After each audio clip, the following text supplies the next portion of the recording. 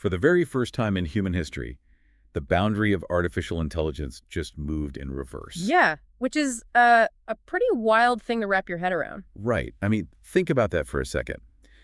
Yesterday, a machine could perform this highly complex, potentially dangerous cognitive task. Yeah. And then today, by direct order of the United States government, that capability has essentially been erased from the earth. Erased, just like that. We are so conditioned to think of technological progress as this inevitable, one-way street, a relentless upward curve. But right now, we are looking at a hard, sudden snap backward. It is a genuinely paradigm-shattering moment. I mean, the intelligence frontier, it isn't just some marketing buzzword. Right. It is a meticulously tracked, measurable boundary of what the most advanced artificial cognitive systems on the planet are capable of computing at any given second. And artificial analysis tracks this data religiously, right? Exactly. They watch it like a hawk. And for that frontier to suddenly recede, well, it means the technological ecosystem has suffered a sudden, localized collapse in capability. Which sets the stage for an incredibly turbulent discussion today.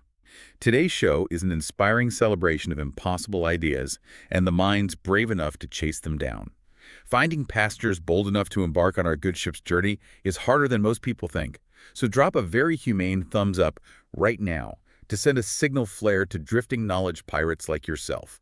We know they're out there. Let's bring them home. We're keeping it lighthearted, as usual, but we promise to never skimp on the intelligence. Now, let's kick off this voyage with today's new revelations. I'm very ready for this. We are diving deep into Dr. Alex Wisner-Gross's June 14th, 2026 update from the Innermost Loop. And our mission today is to map out this violently shifting landscape. We need to figure out who owns intelligence, the staggering physical cost of running it, and, well, how the very definition of a mind is mutating before our eyes. There is a lot to cover. There really is. So let's unpack this unprecedented rollback. The update details that the U.S. government weaponized export controls to force the immediate shutdown of Anthropics Fable 5. Yes.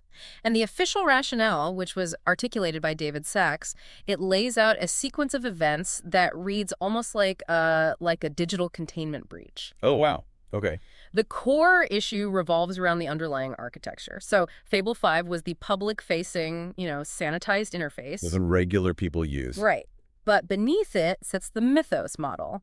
And Sachs essentially categorizes Mythos not as software, but as a cyber weapon. A cyber weapon, that's a heavy word. It is. He calls it a dual-use technology with capabilities so potent they basically trigger national security protocols. Okay, let's get into the mechanics of that, because the update says a trusted partner actually jailbroke the safety guardrails. And I think, people hear jailbreak and they picture, like, a guy in a hoodie typing furiously in a basement. Yeah, the classic movie hacker. Right. But in the context of frontier models, how does a trusted partner actually crack a cyber weapon? It's far more sophisticated than traditional hacking. I mean, in this tier of artificial intelligence, safety guardrails are usually a combination of system prompts, behavioral filters, and a layer of what we call reinforcement learning from human feedback. Or RLHF. RLHF, right. The stuff that stops it from saying bad things. Exactly. This training layer is designed to make the model refuse harmful requests. However, a trusted enterprise partner typically has API access that completely bypasses the standard consumer interface. So they get under the hood. They do. They are interacting closer to the raw model. So a jailbreak in this context, it likely means they used highly complex adversarial prompt engineering. Or they found a loophole. Right. Perhaps they discovered a vulnerability in the API's weight extraction protections, and that let them bypass that RLHF layer entirely. So they tricked the model into ignoring its safety training. Yes, granting them access to the raw, unconstrained reasoning engine of the Mythos base model. Which is just terrifying when you realize the sheer destructive potential locked in that latent space.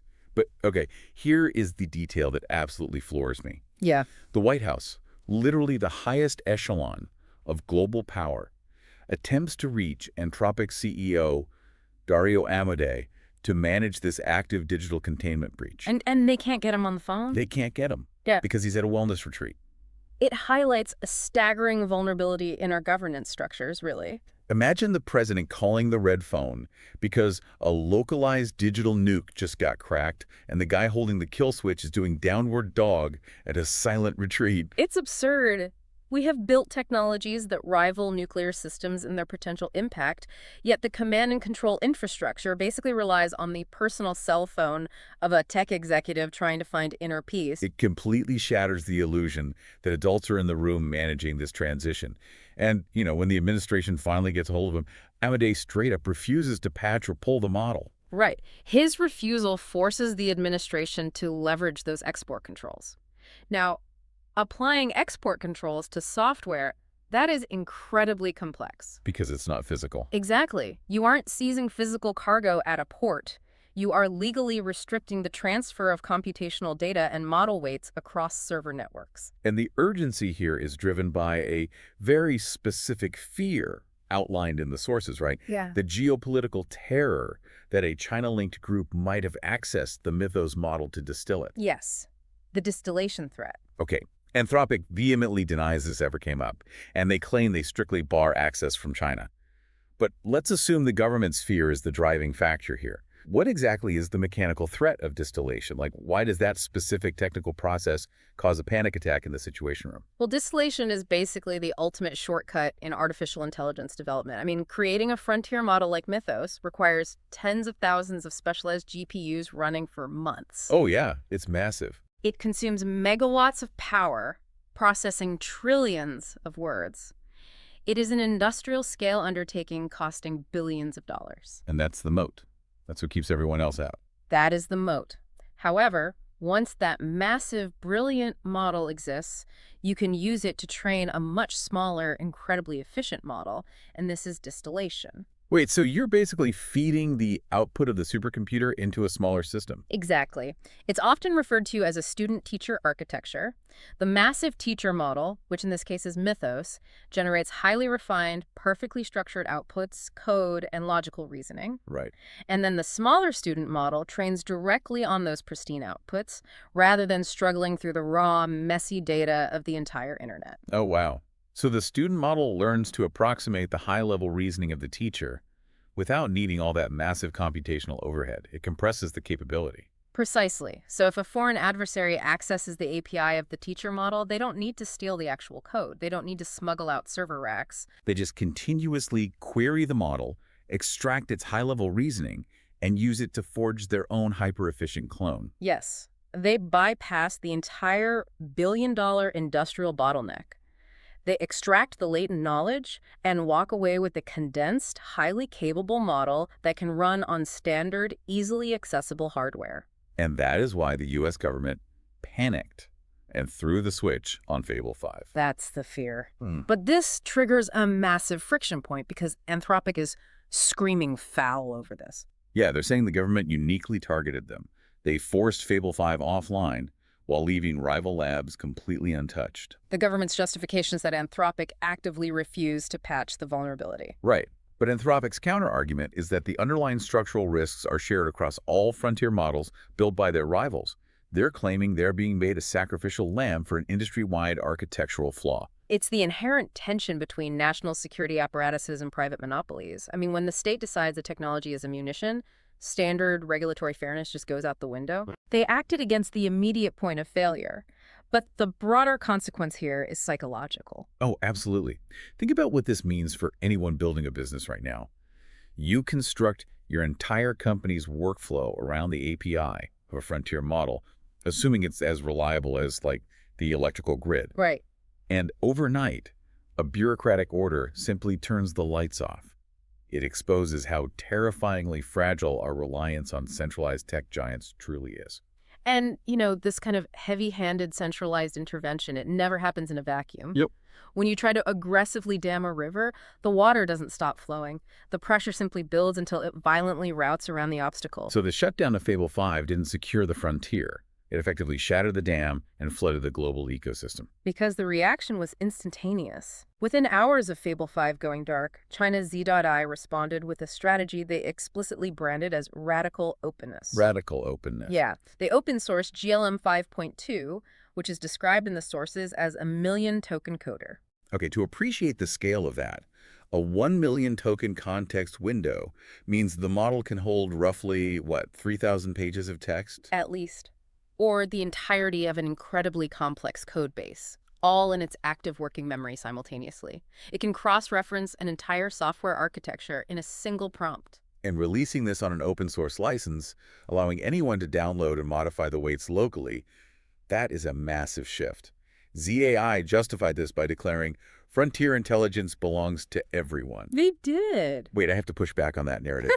Is radical openness actually an ideological stance about democratizing intelligence, or is it just a weaponized geopolitical strategy? Oh, it's highly strategic. I mean, releasing a state-of-the-art coder for free seems less about altruism and more about intentionally commoditizing the United States' primary software advantage. If the U.S. is trying to build a walled garden of paid proprietary AI, China just threw a wrecking ball through the wall by giving a comparable tool away for free. That is the exact strategic calculus. It is an asymmetric maneuver. ZAI knows they cannot currently outspend the combined capital of Silicon Valley. Right. But by open sourcing a highly capable model, they instantly undermine the business models of American proprietary labs. They force the global developer community to build tools and integrations around the Chinese architecture rather than the American one. So it's a land grab for developer mindshare under the guise of technological egalitarianism. Exactly, and it absolutely worked. The update notes that this move triggered an immediate cascading response globally. India's founders and policymakers immediately reopened the case for sovereign and open models. Yeah, and Europe labeled the U.S. shutdown of Fable a wake-up call. Everyone is suddenly realizing they are completely exposed. The term sovereign AI is critical here. It refers to a nation-state developing and maintaining full control over its entire artificial intelligence stack. So it's not just about training a local model on a laptop somewhere. No, not at all. It requires securing localized allocations from semiconductor foundries like TSMC, building sovereign data centers, ensuring the domestic energy grid can actually handle the gigawatt loads, Which is a huge problem right now. and controlling the training data to reflect localized cultural and legal norms. Because if you don't build it onshore, you are just renting your country's future intellectual capacity from a server farm in Virginia. And if Washington decides to throw the export control switch again, your entire digital economy just goes dark. Right. And the alternative to sovereign AI is what OpenAI's Rune chillingly describes in the sources as becoming an intellectual vassal. That is a dark phrase. Rune sketches out a highly provocative, deeply unequal future. He warns that nations without their own artificial superintelligence, or ASI, will become entirely subservient. Yeah. He even posits a scenario where people engage in birth tourism. Okay, here's where it gets really interesting, but maybe a bit sci-fi. Specifically, traveling to give birth on American soil just to guarantee their child legal access to what he calls a thousandfold brain. Wait, birth tourism for brain upgrades. We know people travel for better passports or to access specific healthcare systems, but traveling across the globe so your kid isn't geo-blocked from a super intelligent cloud server. Is that hyperbole? Or is there actual mechanical logic to that forecast? Well, if you look at the fundamental constraints of computation, the logic actually holds up. Really? Yeah. While software can theoretically be accessed globally, true artificial superintelligence will likely be severely constrained by latency and bandwidth. Oh, because of the physical distance. Right. The physical proximity to the data center will dictate the speed and bandwidth of interaction. Furthermore, if the U.S. views this ASI as a supreme national security asset, Which the Fable 5 shutdown proves they absolutely do. they will implement strict geofencing, IP blocking, and identity verification to prevent foreign access. So it's not just about having a faster internet connection. It's about being on the right side of a digital iron curtain. Precisely. If access to an ASI acts as an intelligence multiplier, allowing a single worker to perform the economic output of 1,000 people, then being denied access makes you functionally economically obsolete. Wow. Migrating to secure that access for your descendants becomes the most rational economic decision a parent could possibly make. That is incredibly bleak. How does it feel to know that your future intellectual capacity, or your children's, might be dictated entirely by the geographical borders of AI compute? It's wild. But Rune's warning points to a fundamental paradox in how we are handling the concept of AI safety. It does. The prevailing dogma in Washington right now is that safety requires extreme concentration. Keep the most powerful models in the hands of a few highly regulated, heavily monitored tech giants. Keep it centralized so you can control the off switch. Yes, the monoculture approach to safety. But Rin's argument highlights the fatal flaw in that logic. Historically, the primary mechanism that protects human society from tyranny is the diffusion of power. When power is decentralized, no single bad actor or, misguided regulatory body can cause catastrophic systemic failure. Because there are backups. There are alternatives. Exactly. By forcing the concentration of artificial intelligence into a singular, heavily guarded vault, we are eroding the very diffusion of power that safety protocols are meant to preserve. It's the ultimate single point of failure. If the entire global economy relies on one American ASI, whoever controls the API key rules the world. And that brings us to the counter-argument from a Substack commentator in the sources, Green Valley, who looks at this entire government intervention and declares it a massive unforced error. Green Valley provides a strictly macroeconomic critique here. Their argument is that by hobbling the U.S. firm that is currently in the pole position, humanity is sacrificing the compound economic and scientific growth that Fable 5 would have enabled. Because we just stopped it dead in its tracks. Yeah, we did. We are talking about lost days of innovation in material science, medical protein folding, and logistical optimization. Every day it's off is a day lost. And Green Valley points out a brutal reality regarding the timeline. They argue the U.S. administration is squandering a priceless window where these capabilities could be deployed and guided predominantly by democracies. Right. Because, as Green Valley notes, based on the current velocity of the open source community, this exact level of capability will be freely available on GitHub in 6 months anyway. It's the classic debate between containment and acceleration. Green Valley posits that digital containment is simply a mathematical impossibility on a 6-month horizon. It's just moving too fast. Exactly. Therefore, the strategic imperative for democratic nations isn't to stall their own progress in the name of safety, but to sprint even faster. Because the moment you pause, you surrender the initiative to actors who do not share your regulatory hesitations, like ZAI. It really forces you to examine your own assumptions about the future. Does safety come from turning off the machine? Or does safety come from making sure the machine is distributed so widely that no one can monopolize it? Because while governments are arguing about how to control a single God model, the actual technology ecosystem is mutating entirely past that paradigm. We are seeing a structural pivot away from monoculture. This is perhaps the most significant architectural shift detailed in the update. The focus is moving toward neurodiversity. Neurodiversity, okay. The primary example is OpenRouter's launch of a system called Fusion. Fusion completely abandons the idea of relying on a single massive frontier model.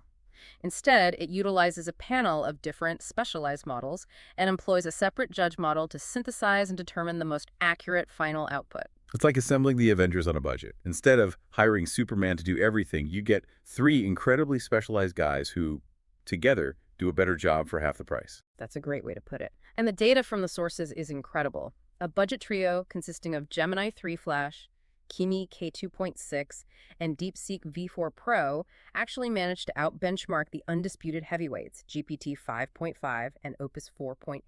And they did it at half the computational cost.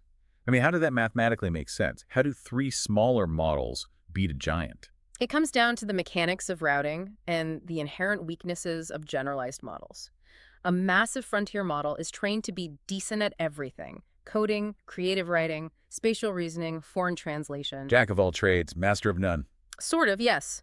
Being generalized means it inevitably has slight compromises in its weight distributions, but the budget models in OpenRouter's Fusion are often highly specialized. Okay, so they know their lane. Right. When a prompt comes in, the routing mechanism determines the nature of the task and directs it to the model with the most optimized latent space for that specific domain. So if it's a coding problem, it leans heavily on DeepSeek. If it's a logic puzzle, it defers to Gemini. Exactly, and the judge model acts like an adversarial network. It cross-examines their outputs to eliminate hallucinations before returning the final answer to the user. It leverages the mixture of experts concept, but applies it across the entire API ecosystem rather than within a single model. Yes. OpenRouter CEO Alex Attalus summarized this by declaring, "The future of AI is neurodiversity, not single model takeovers." Which is crucial for resilience. Absolutely. If one model is compromised, hallucinates, or is taken offline by a government export control, the panel instantly compensates. It completely neutralizes the threat of a Fable 5 shutdown. If Anthropic goes dark, Fusion just seamlessly routes around them, and the individual models making up these panels are advancing at terrifying speeds. Yeah. The update notes that China's Kimi Key 2.7 is now sitting at number 2 on the Erdos bench, trailing only the ghost of the pulled Fable 5. The rapid closing of this performance gap aligns perfectly with a theoretical framework presented in the sources by DeepMind's Shane Legg. Oh, right. The 4 roads. If we connect this to the bigger picture, he charts 4 distinct technical pathways, or roads, from artificial general intelligence to artificial superintelligence. Let's actually dig into the mechanics of those 4 roads, because this is literally the roadmap for the next decade. The first one is scaling, which is just the brute force method, right? Just throwing exponentially more data and compute at the transformer architectures we already have. Yes, it assumes the current algorithms scale infinitely without hitting a performance plateau. Okay. And the second? Paradigm shifts. These acknowledge that transformers might have fundamental limits, perhaps struggling with stateful, multi-step logical planning, and therefore require entirely new mathematical architectures like state-space models or liquid neural networks to reach superintelligence. Got it. And then there's recursion, which is the terrifying one. That's the intelligence explosion, where the AI is capable enough to rewrite its own underlying code base, optimizing itself recursively in a loop that leaves human comprehension behind in a matter of hours. That is the classic singularity scenario. Yeah. But the fourth road, agent swarms, that directly mirrors what OpenRouter is doing with Fusion. Exactly. Agent swarms represent a shift from monolithic intelligence to collective intelligence. In this paradigm, superintelligence isn't a single, unimaginably large neural network. It is millions of smaller, highly autonomous AI agents that can maintain state, pass context to one another, debate methodologies, and execute multi-step workflows in parallel. Which mimics human societal progress. Right. Our species' intelligence isn't contained in one brain. It is the emergent property of billions of interacting minds. Exactly. And the barrier to creating these highly capable nodes is collapsing rapidly. This leads to what is arguably the most mind-blowing sentence in the entire update. Oh, I know what you're going to say. Rio de Janeiro's municipal IT office successfully post-trained Alibaba's Quen model into a state-of-the-art coder. Let that sink in. Yeah. A city hall IT department, the people you call when the zoning website goes down, is executing literal frontier-level AI research on municipal servers. It is a stunning validation of the open weight ecosystem. It truly is. And to understand the significance, we need to differentiate between pre-training and post-training. Right, because there's a huge cost difference. Massive. Pre-training Alibaba's Quen required massive server farms to teach the model the basic structure of language and logic. That is the expensive part. But Alibaba released those pre-trained weights to the public. And then the Rio de Janeiro IT office took that base model and applied post-training. The update mentioned they likely used techniques like low-rank adaptation or LoRa. What does LoRa actually do in this context? LoRa allows you to fine-tune a massive model without actually updating all of its billions of internal parameters. Okay. It basically freezes the main model and injects a tiny, highly efficient secondary matrix of weights that alters the model's behavior. It requires a fraction of the computational power. Ah, so it's like adding a highly specialized textbook on top of a general college education. That's a perfect analogy. By feeding the Quen model highly specific, curated data relevant to coding and municipal infrastructure, Rio's IT department sculpted a generalized intelligence into a world-class, domain-specific expert. So they didn't need a billion-dollar supercomputer. They just needed a few decent commercial graphics cards and a highly skilled team of engineers to guide the fine-tuning. It radically democratizes the future. If a local government can spin up a state-of-the-art coder, the geographic and financial monopolies on intelligence are broken. However, we must be careful not to fall into the trap of thinking intelligence is entirely ethereal software. Right. It's not magic. No. The algorithms and the open source weights might be decentralizing into the cloud, but the computation required to execute those weights is profoundly, violently physical. And right now, the physical supply chain is buckling under the weight of this cognitive demand. Which brings this lofty conversation right back down to the device in the listener's pocket. Have you noticed your device is getting more expensive? Carp, the founder of the phone company Nothing, issued a massive warning about the physical toll of the mind. Yes, he did. He stated that smartphone prices are about to skyrocket, and it has nothing to do with inflation or fancy new camera lenses. It is entirely because AI data centers have pushed the global cost of memory to the point where it constitutes over half the bill of materials for a new handset. The bottleneck here isn't processing speed, you see, it is memory bandwidth. Memory bandwidth. Yeah, large language models are inherently memory bound. To generate a single word, the entire multi-gigabyte weight of the model must be loaded from the memory into the processor. Over and over again. Exactly. And to do this efficiently requires high bandwidth memory, or HBM. Data centers are basically buying up every available HBM chip on the planet to build out their sovereign AI and enterprise clusters. So the consumer smartphone market is basically in a bidding war with trillion-dollar tech giants for the exact same silicon. P notes that during the planning of the Phone 4a, they had to double the RAM allocations twice just to ensure the phone could handle baseline on-device AI tasks without crashing.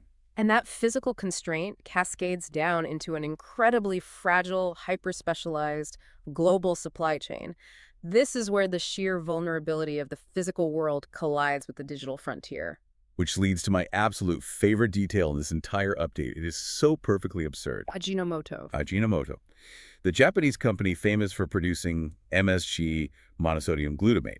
The people who make my takeout taste amazing. According to the update, they are effectively holding the keys to artificial superintelligence. How on earth does a food seasoning company control the AI hardware market? It is a brilliant example of deep materials science creating an accidental monopoly. Decades ago, Ajinomoto's researchers were studying the chemistry of amino acids. Makes sense for a food company. Right. Through that research, they developed a highly specialized epoxy resin, a thermosetting polymer. It's called Ajinomoto Buildup Film, or ABF. Okay, but what does an amino acid polymer have to do with an NVIDIA GPU? Well, inside a modern semiconductor, you have billions of microscopic transistors. To connect those transistors to the rest of the computer, they must be mounted on a substrate with incredibly complex nanometer-scale wiring. Like a microscopic city. Exactly. Because the wires are packed so densely, you need a flawless microscopic layer of insulation between the circuits to prevent electrical crosstalk and short circuits. ABF happens to be the absolute perfect dielectric insulator for this exact application. Oh, wow. It expands and contracts at the exact necessary thermal rates, and it can be applied in impossibly thin sheets. So literally every single advanced AI chip on the planet, every processor training these godlike models, relies on a microscopic layer of specialized plastic wrap invented by the MSG guys. Yes. If Ajinomoto stops producing ABS, the entire global AI revolution grinds to a halt in a matter of weeks. Exactly. They control a virtually insurmountable bottleneck. Yet, remarkably, the update notes that the CEO of Ajinomoto refuses to price gouge. Which is unheard of right now. It is. Despite the exponential demand from AI foundries, they are maintaining stable pricing, treating the material almost as a stable global utility rather than exploiting your monopoly. It's a rare moment of corporate restraint in an industry that is otherwise cannibalizing the earth for compute. And that physical desperation for silicon is pushing researchers to extreme measures. The update details a joint project between Google and UC San Diego. Which has a fascinating one. Yeah, to combat the severe silicon shortage and mitigate the massive carbon footprint of manufacturing new chips, they are building a data center out of 2,000 retired, dead Pixel phones. This represents a fascinating pivot in architectural thinking. We usually think of AI requiring massive centralized GPUs running at thousands of watts. But a modern smartphone contains a highly advanced Snapdragon or Tensor processor with dedicated neural processing units. Yeah. When a consumer discards a phone because the battery degrades or the screen cracks, that silicon is still perfectly capable of executing trillions of operations per second. Dead hardware drafted into cognition, as the source phrases it. But practically, how do you get 2,000 separate cell phones to act like one cohesive brain? You utilize distributed edge computing architecture. You network the devices together and shard the inference process. Shard it. Yeah, meaning you partition it. Instead of one massive chip holding the entire model, you partition the neural network across the cluster. When a prompt is submitted, the computational workload is divided, processed in parallel by the ARM processors inside those old phones, and synthesized back into a coherent response. That sounds incredibly hard to pull off. It is highly experimental and incredibly difficult to optimize due to network latency between the devices. But it points to a future where we mine our own e-waste for cognitive bandwidth. It fundamentally changes how you view the junk drawer in your kitchen. That old phone isn't just a brick of dead lithium and glass. It is dormant cognitive infrastructure. But this intense physical and architectural mutation isn't happening in a vacuum. Human society, at every level, is violently restructuring itself to keep its seat at the table. We are witnessing a profound human and institutional renegotiation. At the grassroots level, we see an intense rejection of this integrated future. The update highlights Drew DeVault, a highly respected developer who recently forked the ubiquitous code editor Vim. And he created a divergent version called Vim Classic. And the specific way he did it is fascinating. He didn't just write a new program. He literally dug up a software patch from the year 2020 to violently rip out all large language model integrations. A total rollback. Yeah, no autocomplete, no AI code suggestions. He essentially rolled the text editor back in time. Why? DeVault cited environmental, labor, and political grounds. This is essentially a digital strike. It is an ideological refusal to participate in the AI ecosystem. From a labor perspective, he is protesting the fact that these massive coding models were trained by scraping billions of lines of open source code written by human developers without their explicit consent or compensation. Which is a huge ongoing debate. Right. And from an environmental stance, he refuses to generate the carbon footprint required for an AI server to predict his next line of code when his own brain can do it for free. I push back on the idea that this is just a protest, though. Is there a practical engineering reason to strip AI out of a code editor? Does AI actually make code worse? There's a very real concept known as hallucination pollution, or model collapse. Model collapse, what's that? When an AI autocompletes code, it often generates syntax that looks perfectly correct but contains subtle, deeply buried logical errors or security vulnerabilities. If a developer becomes overly reliant on the AI, they stop rigorously auditing the output. Oh, so they just blindly trust it. Exactly. DeVault is arguing that AI integration doesn't necessarily speed up development. It often just speeds up the rate at which you introduce complex bugs into your repository. Vim Classic is about preserving the purity and intentionality of human thought. It's the artisanal approach to software. Contrast that grassroots rebellion with what Shutterstock is doing at the corporate level. They took the opposite approach. They were trying to orchestrate a financial compromise. They've rebranded themselves as human-led, AI-powered. Shutterstock is attempting to solve the economic provenance problem. In most generative AI platforms, a user types a prompt, an image is generated, and the original artists whose scraped work informed that generation get absolutely nothing. Right. Shutterstock's new model explicitly tracks the provenance of the training data. If an AI generates or edits an image based on the specific stylistic input of a human contributor within their ecosystem, the human contributor receives a financial payout. They are trying to keep the human financially viable in the loop. But while Shutterstock is tweaking royalty models, nation-states are rewriting the entire human pipeline.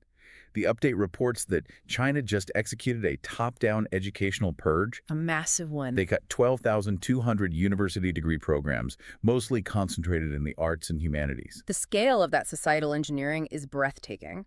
12,000 programs eliminated, and simultaneously they instituted 10,200 new degree programs explicitly focused on fields like embodied intelligence. Embodied intelligence being robotics, putting the artificial mind inside a physical chassis that can interact with the real world. But I have to ask, does cutting an English literature department actually result in better robots? You can't just mandate innovation by changing a syllabus, can you? You cannot mandate the spark of innovation, but you can absolutely redirect the sheer volume of human capital to solve a specific engineering bottleneck. And embodied intelligence is currently the greatest bottleneck in the field due to something called Moravec's paradox. Moravec's paradox. Okay, what is that? It is the observation that high-level reasoning, like writing poetry, passing the bar exam, or writing Python code, requires very little computational effort for an AI. Right. The stuff we thought was hard is easy for them. Exactly. But low-level sensorimotor skills, like recognizing a glass of water on a table, reaching out, and picking it up without crushing it, those require staggering amounts of computational power and physics simulation. Wow. Evolution spent 1 billion years perfecting physical movement and only a few 100,000 years on conscious reasoning. LLMs solved the reasoning part, but getting a robot to reliably fold laundry or navigate a construction site requires a completely different paradigm of engineering. So China's educational pivot recognizes that the economic victor of the next century won't be the nation with the best chatbot. It will be the nation that successfully deploys millions of autonomous humanoid workers into its manufacturing base. Yes. They are sacrificing a generation of artists to build a generation of roboticists. It is a brutal, pragmatic calculation. But integrating AI into the core pillars of society comes with immediate catastrophic risks regarding trust. The update details a massive scandal unfolding right now. A UK police officer is under formal investigation for using AI to fabricate criminal evidence. This is the nightmare scenario for the justice system. The irony noted in the sources is palpable. This individual scandal is breaking at the exact moment the UK is triumphantly opening a national police AI center. So what does this all mean? It highlights a devastating disconnect. At the macro level, the institution, the government, views AI as an infallible tool for efficiency, pattern recognition, and modernization. They build a shiny new center for it. Right. But at the micro level, the flawed human operator realizes they can use a localized LLM to generate perfectly formatted, legally convincing, entirely synthetic witness statements or forensic reports. This introduces the concept of synthetic data contamination into the legal record. The justice system relies entirely on the unbroken chain of custody of factual evidence. A generative AI model has no concept of truth. It doesn't know what it's saying. No, it only calculates the statistical probability of the next word. If a police officer uses an LLM to clean up their notes, and the LLM hallucinates a detail, a specific license plate number, a piece of clothing, that hallucination instantly becomes legally binding evidence. And once it enters the record, how do you cross-examine a statistical probability? You can't. It fundamentally breaks the institution. How can citizens trust a justice system that implements AI from the top down when the individuals at the bottom are already utilizing it to engineer false realities? We are renegotiating our baseline trust in reality itself. And as we struggle to define the boundaries of human trust and artificial minds, the update pushes us into a territory that fundamentally shatters our anthropocentric worldview. Yeah, this next part is wild. The final section requires us to look strictly at the reporting and examine the expansion of the very definition of a mind. Up until now, we've talked about human minds and artificial minds. But the sources reveal that the circle of recognized intelligence on this planet is expanding in directions we never anticipated. Let's start with the sky. The update details what is explicitly called UAP disclosure, unidentified anomalous phenomena, specifically David Grush's third peer-reviewed drop. We must approach this strictly through the lens of the institutional reporting provided in the text. David Grush, the intelligence whistleblower, has escalated his allegations significantly. Yeah, he really has. He alleges the existence of a government-run criminal enterprise that systematically laundered black program funds to finance a highly compartmentalized crash retrieval program. And the update notes this is no longer isolated to fringe speculation. It is now an active Department of Justice matter. Yes. And Grush's claims regarding what is actually being retrieved are incredibly specific. He alleges having directly witnessed recovered craft shaped like lenticular discs, eggs, and crescent boomerangs. The crescent boomerangs really stand out to me. And the mechanism of concealment he describes is equally crucial. He refers to the legacy program as an onion. An onion. It is structured so that while thousands of individuals might be briefed on peripheral, highly siloed aspects of the technology, like metallurgy or sensor data, only a couple hundred people at the very center possess the comprehensive overview of the operations. The fact that this is breaching the mainstream institutional firewall is wild. It's not just whistleblowers, it's lawmakers. Representative Burleson is actively pushing to force Senator Schumer's UAP Disclosure Act onto the NDAA, the National Defense Authorization Act. This is an attempt to use the legislative branch to pry open the black box of the executive branch. Furthermore, the scientific establishment is formally integrating this search. Harvard's Avi Loeb is leading a newly established UAP Science Advisory Council. The objective is to deploy advanced sensor networks, heavily augmented by artificial intelligence, to systematically categorize these phenomena. So the rigid boundary of what constitutes a recognized intelligence operating within our airspace is under formal institutional stress testing. It absolutely is. Lenticular discs and crescent boomerangs in the sky. It represents an intelligence that is profoundly other. But the update immediately transitions from the sky, down to the earth, down to a zoo. The Hawaii Supreme Court is currently hearing a habeas corpus petition from the Non-Human Rights Project. The petition is for Mari and Vaigai, two wild-born elephants confined at the Honolulu Zoo. This is a monumental legal inflection point. A writ of habeas corpus is one of the oldest principles in common law. It is a fundamental right to challenge unlawful detention. Historically, it applies exclusively to human beings. Right, but good. In the eyes of the law, there are persons who possess rights, and there are things which are property. For centuries, animals have been categorized strictly as property. But the Non-Human Rights Project is arguing that personhood doesn't strictly mean humanhood, right? Precisely. This raises an important question. They are arguing that cognitive complexity, autonomy, and emotional depth, traits elephants possess in abundance, warrant the legal classification of a person with a fundamental right to bodily liberty. Wow. The fact that the Hawaii Supreme Court, making it the third state high court to do so, agreed to formally hear this petition means the judiciary is seriously asking the question, does personhood have a trunk? Think about the massive philosophical collision happening right now. We are staring at the sky trying to comprehend the architects of crescent boomerangs. We are staring into server farms trying to manage algorithms that write state-of-the-art code.